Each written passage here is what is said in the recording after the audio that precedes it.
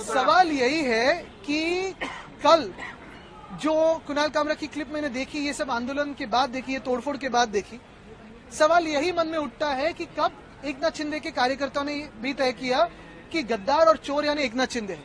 मिर्ची क्यों लगी? क्योंकि नाम तो किसी का लिया नहीं है, वो किसी के बारे में भी बोलता होगा। मिर्ची क्यों लगी? दाढ़ी, चश्मा, वो सब जो बोला है वो एकनाथ शिंदे पे ही क्यों बोला है?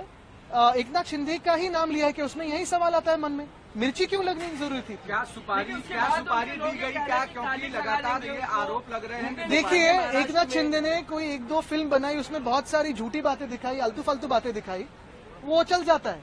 और उनके खिलाफ कोई बोले तो क्या वो जमीन पे आसमान से टपके? यही बात है ना कि ये मवालीपना जो है, ये टपोरीगिरी जो है महाराष्ट्र में उनके हाथों से जो चल रही है, वो कहीं ना कहीं मुख्यमंत्री रोक लगाएंगे कि नहीं? क्योंकि ये मिर्ची लगने का कारण ही था। अगर खुद चोर नहीं है, खुद गद्दार नहीं है, तो क्या कारण था कि कल उन्होंने तोड़फोड़ की? फडणवीस जी ने कहा है कि ये सुपारी दी गई थी और एक तरफ इशारा आप लोग की तरफ था। देश नहीं, पूरी दुनिया जानती है कि गद्दार और चोर कौन है, लेकिन अब तक तो ये एकनाथ शिंदे नहीं मानते थे। अभी कल जो हमला किया उन्होंने, तो अभी शायद मानने लगे हैं कि गद्दार और चोर अगर किसी के बारे में बोले तो वो खुद है।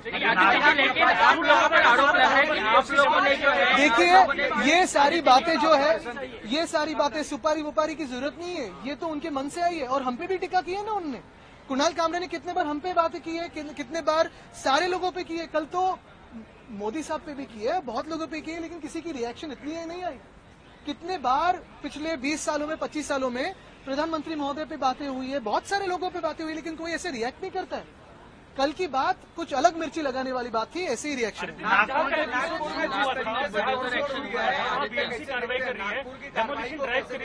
मैं यही पूछना चाहता हूं कि कल मिर्ची क्यों लगी। दूसरी बात यही है कि कल जो तोड़फोड़ हुई है, जैसे उन्होंने कहा, मुख्यमंत्री महोदय ने कहा कि नागपुर में जिन्होंने तोड़फोड़ की उनसे पैसा लिया जाएगा। क्या कल जिन्होंने तोड़फोड़ की उनसे पैसा लिया जाएगा? तीसरी बात, क्या मुख्यमंत्री अभी इस वक्त आंखें खोल के देखें कि उनको अंडरमाइन कौन कर रहा है? ऑपोजिशन कर रही है कि खुद के जो दोस्त समझ रहे हैं वही धोखा दे रहे हैं?